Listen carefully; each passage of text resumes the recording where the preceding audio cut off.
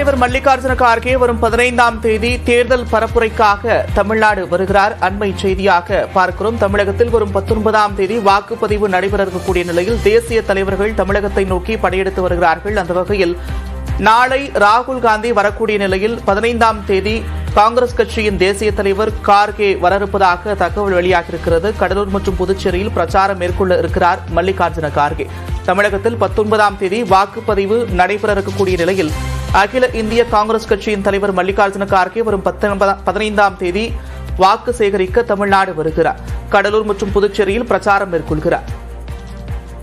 கூடுதல் விவரங்களோடு செய்தியாளர் தமிழரசி இணைகிறார். தமிழரசி, விவரங்கள். நந்தா, தமிழகம் மற்றும் புதுச்சேரியில் மொத்தம் 10 இடங்களில் காங்கிரஸ் கட்சி போட்டியிடுகிறது.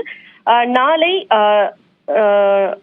ராகுல் காந்தி தமிழகம் வர இருக்கிறார். திருநெல்வேலி மற்றும் கோவையில் அவர் பிரச்சாரத்தில் ஈடுபட இருக்கிறார். கோவையில் நடைபெறக்கூடிய பொதுக்கூட்டத்தில் முதலமைச்சருடன் இணைந்து அவர் கூட்டாக பிரச்சாரத்தில் ஈடுபடுகிறார். இந்த நிலையில் அடுத்த கட்டமாக வரக்கூடிய 15ஆம் தேதி அகில இந்திய காங்கிரஸ் கமிட்டி தலைவர் மல்லிகார்ஜுன கார்கே தமிழகம் வருகிறார். அவர் கடலூர் மற்றும் புதுச்சேரியில் பரப்புரையில் ஈடுபட இருக்கிறார். முன்னதாக காங்கிரஸ் கட்சி சார்பில் ராகுல் காந்தி, பிரியங்கா காந்தி மற்றும் கார்கேவிற்கு பிரச்சாரத்திற்கு அழைப்பு விடுத்திருந்தனர். இந்த நிலையில் ராகுல் காந்தி நாளை வர இருக்கக்கூடிய நிலையில் வரக்கூடிய 15ஆம் தேதி மல்லிகார்ஜுன கார்கே வர இருக்கிறார்.